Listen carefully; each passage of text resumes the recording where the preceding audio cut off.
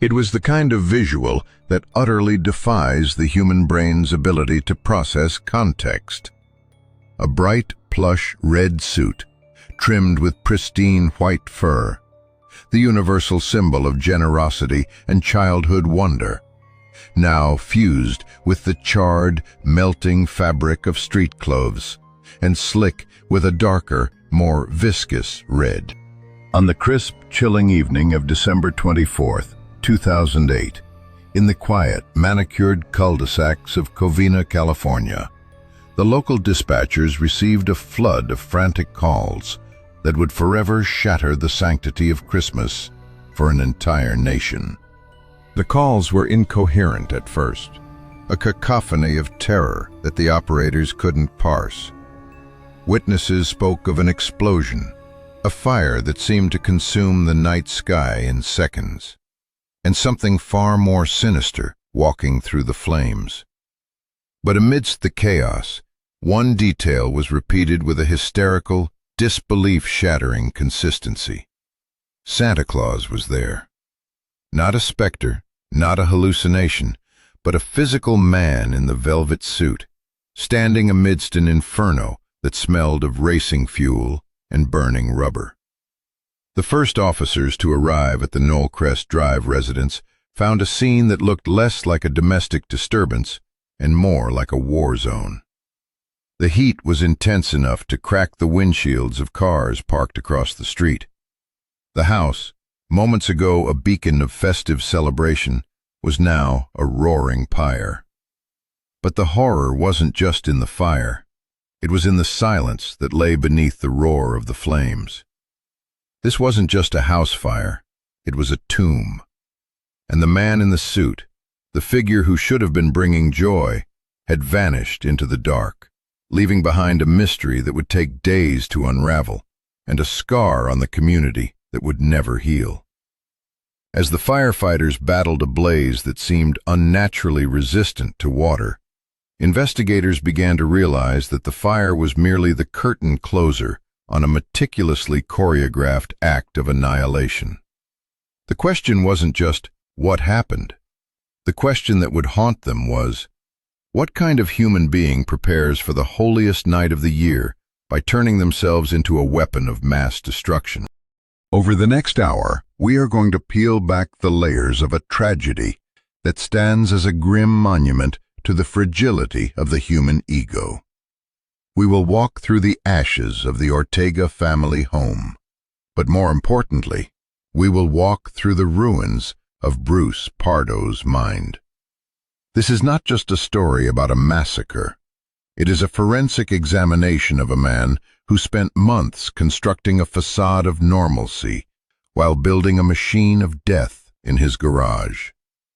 We will uncover a timeline that reveals this was no snap of sanity, no momentary lapse of reason born of holiday stress.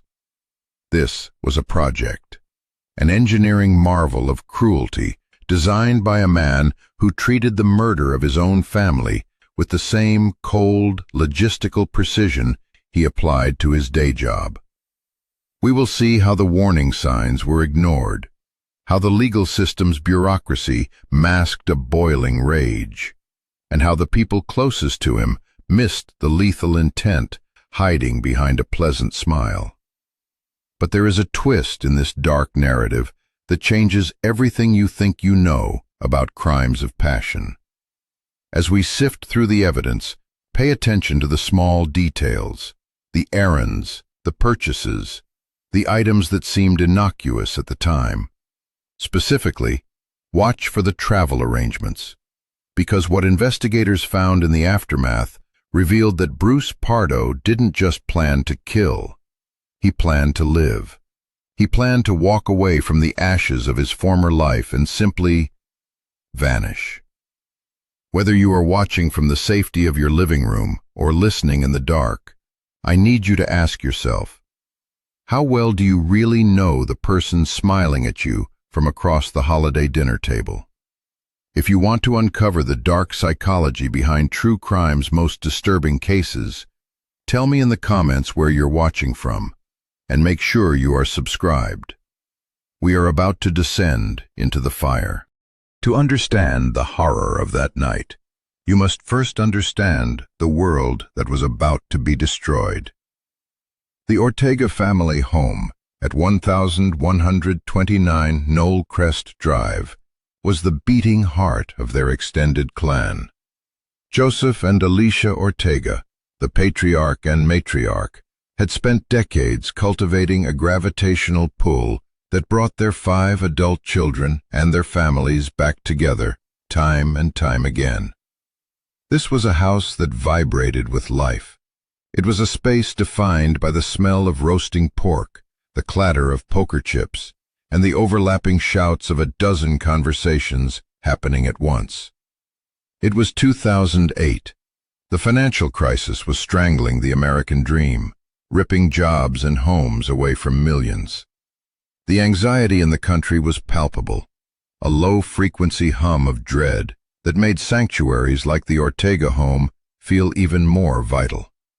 Inside those walls, the recession didn't exist. There was only the warmth of tradition. But just 25 miles away, in the darker, quieter suburb of Montrose, a very different world was festering. Bruce Pardo's home was immaculate, a stark contrast to the chaotic warmth of the Ortegas. Bruce's environment was controlled, precise, and increasingly empty. He was an engineer by trade, a man who found comfort in schematics and predictable outcomes. He was a large man, standing 6'4", a physical presence that could be charming or imposing, depending on the light. In the weeks leading up to Christmas, his home became a silo of isolation. The neighbors noticed the blinds were drawn more often. They noticed the silence. But there were cracks in that silence, strange inconsistencies that didn't fit the profile of a man wallowing in divorce depression. A neighbor, walking their dog late one evening, noticed Bruce moving items into a rental car parked 3 blocks away from his actual driveway. It seemed like a mundane oddity. Perhaps he was moving furniture he didn't want his ex-wife to claim, or perhaps he was hiding assets. In the suburban sprawl of Los Angeles, a rental car is hardly a smoking gun. But in retrospect, that vehicle, sitting alone in the dark, was the first loose thread in a tapestry of lies. It sat there, a silent sentinel, waiting for a driver who had no intention of coming back. The central figure in this tragedy, Bruce Pardo, defied the typical profile of a family annihilator. He wasn't a brooding loner living on the fringes of society. By all accounts, he was the nice guy. He was the head usher at the Holy Redeemer Catholic Church. He was the man who held doors open for strangers, the neighbor who would wave from his lawn, the doting husband who seemed, for a time, to be the perfect match for Sylvia Ortega. Sylvia was vibrant, hard-working, and deeply devoted to her 3 children from a previous marriage. When she met Bruce, it seemed like a stabilizing force had entered their lives. He was successful, he was attentive, but beneath the surface-level charm, there lay a brittle narcissism that simply could not tolerate rejection. The character of Bruce Pardo was a performance, and the divorce proceedings of 2008 were the lights coming on in the theater, revealing the ugly machinery backstage. Friends and family would later describe a shift in Bruce's demeanor. It wasn't an explosion of anger, but rather a chilling calcification. He became obsessed with the scorecard of the separation. Every dollar of alimony, every piece of furniture, every legal concession was tallied in his mind not as a loss, but as a theft. He spoke of the divorce not as a relationship ending, but as a systematic injustice being perpetrated against him. Yet, he maintained the facade. He continued to show up at church. He continued to smile. But those who looked closely saw the glitches in the matrix. During a casual conversation with a friend about holiday plans, Bruce mentioned he was working on a project in his garage that would fix everything. The friend assumed it was a home improvement task, perhaps a way to increase the resale value of the house he was about to lose. They didn't ask what the project was. And then there was the suit. Bruce had ordered a custom-made Santa Claus suit. It was high quality, plush, and expensive. When the tailor asked for measurements, Bruce insisted on extra room in the torso and legs. For comfort, he had joked, patting his stomach. Santa's got to be jolly. The tailor thought nothing of it. After all, Santa suits are meant to be stuffed with pillows. He didn't realize that the extra space wasn't for padding, it was for concealment. The suit was designed not to mimic a fat, jolly elf, but to hide the hard lines of the armor and weaponry Bruce was planning to wear underneath. The dismantling of Bruce Pardo's life became official on December 18, 2008, just 1 week before Christmas. The divorce was finalized. The court ruled that Bruce had to pay Sylvia $1,785 a month in spousal support. To a man like Bruce, who viewed his finances as an extension of his own worth, this was a castration. But there was more. The court ordered him to pay $10,000 for Sylvia's attorney fees. He was losing his dog. He was losing the house. To the outside world, this was the moment where a man might snap. You would expect shouting matches in the courtroom, threats whispered in the hallway, or a sudden descent into alcoholism. But that is not what happened, and that is what makes this story so terrifying. When the gavel came down, Bruce didn't scream. He didn't cry. He simply nodded. He was eerily calm. He wrote a check to the court, a check that he knew would bounce, but his hand was steady when he signed it. This calmness was the first major disturbance in the narrative. It unsettled Sylvia. She told her sister that Bruce's acceptance of the ruling felt wrong. It was too easy. It was as if he had already mentally checked out of the legal system entirely. As he walked out of the courthouse, Bruce wasn't a man defeated by the law. He was a man who had decided that the law no longer applied to him. This unnatural tranquility wasn't acceptance. It was the quiet focus of a predator who knows the hunt is about to begin. The check he wrote was a meaningless piece of paper to him, because he knew that by the time the bank tried to cash it, money would no longer be a concern. The timeline had shifted. The disturbance wasn't the divorce. The disturbance was his reaction to it. He had stopped fighting because the war in the courtroom had been replaced by a war he intended to fight on his own terms. In the days following the court ruling, the tension among those who knew Bruce and Sylvia should have been at its peak. Sylvia's family urged her to be cautious, to lock her doors, to change her routines.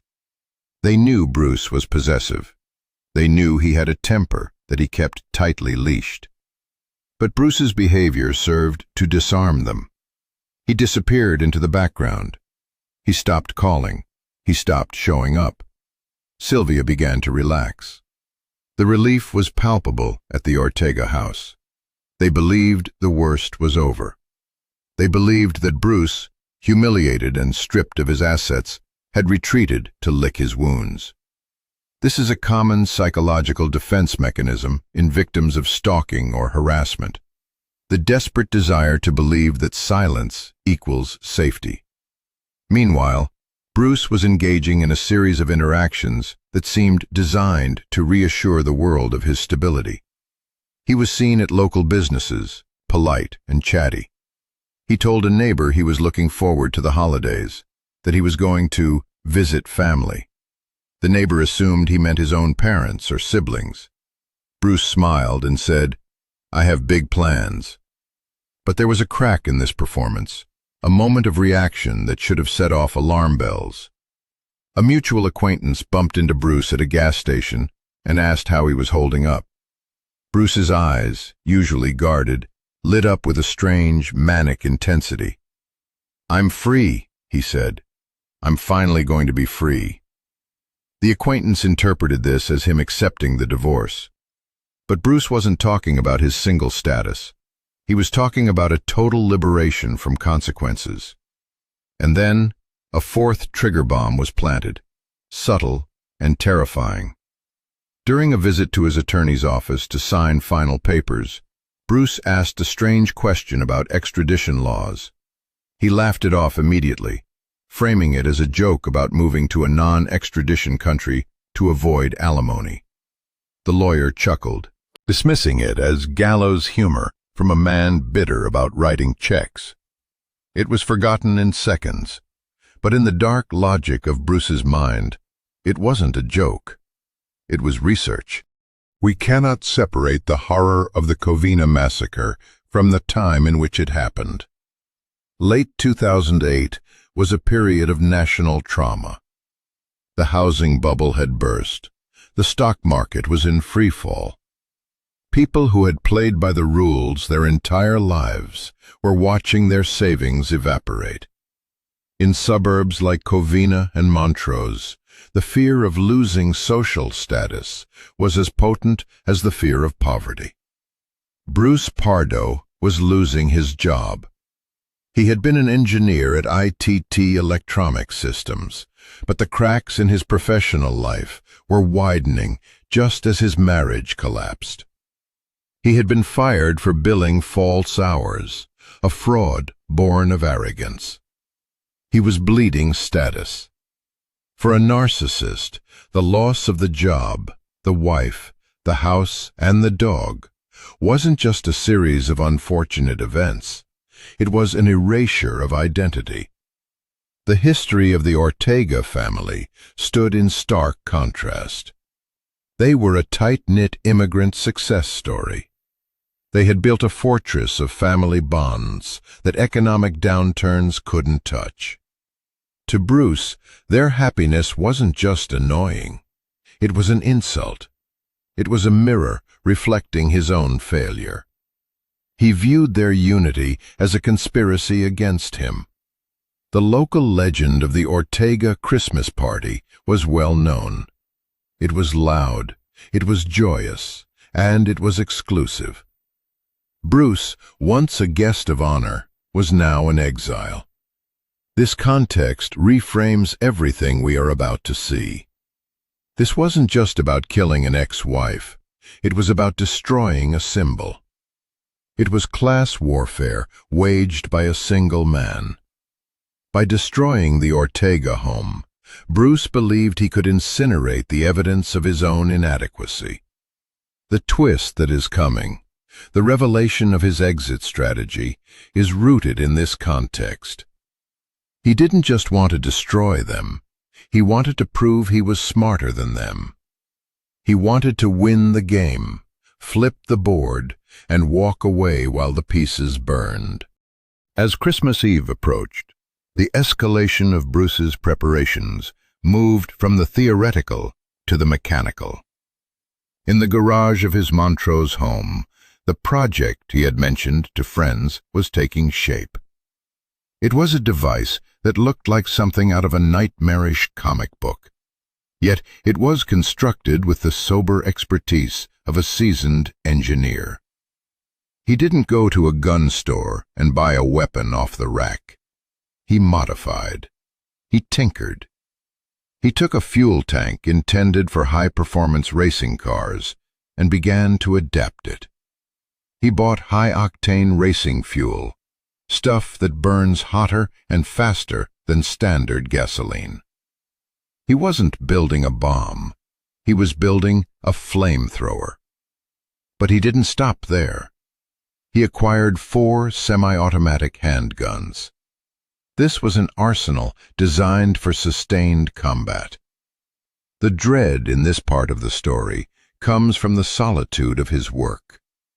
Picture him there, late at night, the blue glow of a soldering iron, the only light in the garage. The smell of solder and gasoline. The sound of Christmas carols drifting in from a neighbor's radio. He was constructing a device designed to melt human flesh, and he was likely doing it with the same concentration he used to build radar components at work. He also addressed the issue of the gift. He took a large box, wrapped it in festive Christmas paper with an oversized bow. It was meticulously vetted to look like the grandest present under the tree. Inside, he created a rig to house the homemade flamethrower. The cruelty of this detail is breathtaking. He knew that when he arrived, someone would have to open the door. He knew they would see Santa. He knew they would see the gift. He was weaponizing their own hope against them. But there was a moral dilemma brewing here, one that often sparks debate. Friends later admitted they knew Bruce was up to something, that he had guns, that he was angry. But no one called the police. They respected his privacy. They didn't want to get involved in a messy divorce. At what point does minding your own business become complicity? How many warning signs do we have to see before we break the social contract and intervene? 2 days before Christmas, a piece of evidence surfaced that seemed to contradict the narrative of a man bent on total destruction. Bruce was seen at a travel agency. He wasn't looking at one-way tickets to a non-extradition country, at least not openly. He was looking at flights to the Midwest to visit a friend. He even purchased a ticket. This creates a confusion that disarms the observer. Why would a man planning a suicide mission, or a mission that would inevitably lead to a shootout with police, buy a plane ticket for a future date? It suggested a future. It suggested hope. The investigator's lens blurs here. Was he backing out? Was he planning to flee before doing anything? Furthermore, he was seen transferring the title of his car. He was settling debts. These are the actions of a man cleaning house, yes, but they can be interpreted as the actions of a suicide victim or a man starting over. The ambiguity was his greatest camouflage. He used the bureaucracy of life, tickets, titles, transfers, to mask the anarchy of his death. And then came the most baffling clue of all. He withdrew roughly $17,000 in his cash. He didn't put it in a briefcase. He didn't put it in a safe. He spent hours carefully shrink-wrapping the bills into tight, waterproof bundles. If he was going to kill himself, he wouldn't need money. If he was going to prison, he wouldn't need money. The cash contradicted the conclusion of murder-suicide. It pointed to something far more ambitious. And here is the call to those of you who follow the intricacies of criminal psychology. If you want to see how this investigation unfolds in real time, hit that subscribe button. We are about to connect the dots in a way that the police didn't until it was too late.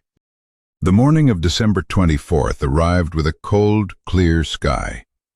At the Ortega house, the preparations were in full swing. Joseph sat at the table, perhaps already starting a game of poker with the early arrivals. The smell of tamales filled the air. Laughter rang out. It was the picture of the American dream. Miles away, Bruce Pardo was engaged in a ritual of transformation. He shaved. He showered.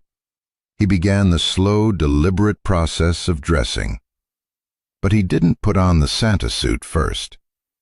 The connection between the seemingly disparate elements began to form in the shadows of his bedroom. He took the shrink-wrapped bundles of cash, that's $17,000, and he didn't put them in a bag. He used duct tape and an athletic girdle to strap the money directly to his legs, under his pants. This is the fifth trigger bomb, and it is the most damning. Why strap money to your body? You only do that if you need to move fast, if you expect to be separated from your luggage, if you need your hands free for weapons. It connected the flight theory with the attack theory. He was planning to execute the massacre, shed the costume, and board a plane just hours later with his life savings literally attached to his skin. He then put on street clothes. Over those, the Santa suit. The extra room he ordered from the tailor finally made sense. It accommodated the bulk of the street clothes, the money, the 4 handguns tucked into holsters, and the harness for the fuel tank. He wasn't just dressing up, he was layering identities. The monster was wrapped in a man who was wrapped in a saint. Let us re-examine the timeline of that evening. For years, the narrative was that Bruce Pardo simply snapped. But looking at his movements between 8 p.m. and 11 p.m., we see the terrifying discipline of his psychosis. He didn't speed to the house. He didn't drive erratically. He stopped at that rental car, the one parked blocks away weeks earlier. He transferred items. He checked the map. He confirmed the route to the airport. This was a mission briefing he was holding with himself. Investigators and narrators often miss this pause. The pause is where the horror lives. He sat in his car, fully dressed as Santa Claus, heavily armed, smelling of gasoline, and he waited. He waited for the party to reach its peak. He wanted the house to be full. He wanted the maximum number of victims. This re-examination chills the blood, because it strips away any defense of temporary insanity. An insane man doesn't check his watch. An insane man doesn't ensure his rental car is positioned for a quick getaway. Bruce Pardo was the sanest man in the world, according to his own twisted logic. He had decided that the world was an equation that needed to be balanced, and he was the mathematician who would do it. He started the engine of his primary vehicle. He began the drive to Knollcrest Drive. The carolers were out. The lights were twinkling, and Santa was coming to town. The drive was short. As he turned onto the cul-de-sac, the street was lined with cars. The Ortega house was glowing, music thumping faintly through the walls. It was approximately 11:30 p.m. Inside 1129 Knollcrest, the party was winding down, but the joy was still high. There were about 25 people inside. Someone looked out the window. "Santa is here," a voice shouted. The excitement was electric. The children, fueled by sugar and anticipation, rushed toward the front door. They saw the red suit. They saw the large, gift-wrapped package in his hands. It is impossible to overstate the cruelty of this moment. The innocence of the children was the key to the lock. They opened the door for him. Bruce stood on the threshold. The iconic red hat, the white beard, the large package. An 8-year-old girl, the daughter of Sylvia's sister, ran to greet him. The family behind her was smiling, perhaps confused as to who hired a Santa this late, but willing to embrace the surprise. The tension in the air was invisible to them, but for us, watching from history, it is suffocating. We want to scream at them to close the door. We want to tell them that it isn't a gift. But the door swings wide. Bruce Pardo steps in. The revelation of what happened next is a sequence of events so jarring, so violent, that it feels like a glitch in reality. The trigger bombs, the roomy suit, the rental car, the money belt, the questions about extradition, all detonate in a single second. Bruce Pardo didn't say, "Merry Christmas." He didn't laugh. He raised one of the handguns he had concealed beneath the red velvet. The 8-year-old girl, standing just feet away, expecting a present, was shot directly in the face. The crack of the gunshot didn't register as real at first. It sounded like a party popper. But as the child fell, The reality of the horror crashed into the room. This wasn't a prank. Bruce dropped the package. He didn't open it to reveal toys. He opened fire. He moved with the mechanical efficiency of the engineer he was. He targeted his former in-laws. He targeted Sylvia. The room exploded into chaos. People dove under tables, scrambled for the back door, threw themselves through glass windows to escape. But the guns were only the opening act. The true purpose of his visit, the project in the garage, was unleashed. He unpacked the racing fuel flamethrower. He sprayed the high-octane liquid across the living room, dousing the furniture, the Christmas tree, and the terrified people trying to hide. The twist that recontextualizes everything is this. The fire wasn't an accident. It wasn't just to burn the house. It was the distraction. It was the chaos meant to cover his exit. He planned to burn them all, walk out the back, shed the Santa suit at his rental car, reveal the street clothes and the money taped to his legs, and drive to the airport. He believed he could commit mass murder and simply fly away to a new life. But physics, the very god Bruce Pardo worshipped, turned against him. The house was filled with open flames, candles, a fireplace. The racing fuel didn't just puddle, it vaporized. The moment he sprayed it, the fumes found an ignition source. Boom! The explosion was instantaneous and catastrophic. It didn't just ignite the room, it ignited Bruce. The roomy Santa suit, made of cheap synthetic fibers, melted instantly onto his body. The rubber of the Santa mask fused to his face. The heat was so intense it blew out the walls of the home. The plan for a clean getaway evaporated in a fireball of his own making. Inside the house, the scene was apocalyptic. 9 people were dead or dying. Sylvia, her parents, her brothers and sisters. The bodies were burned beyond recognition, so badly that dental records would later be needed for every single victim. The family that had been the envy of the neighborhood was gone. But the horror continued outside. Neighbors saw a human torch stumble out of the house. Bruce, engulfed in flames, parts of his suit melting into his skin, managed to get to his car. The pain must have been beyond comprehension, yet his adrenaline and rage propelled him forward. He drove away. The image is searing. A melting Santa Claus driving a getaway car through the silent streets of Christmas morning. The smell of roasted pork was replaced by the smell of charred flesh.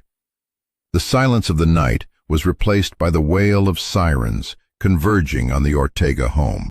The aftermath was a grim discovery of fate's intervention. Bruce Pardo didn't make it to the airport. He didn't make it to Canada. The burns were too severe. The suit had fused to his skin in a way that made movement agonizing. He drove to his brother's house in Sylmar, roughly 40 miles away. He broke in.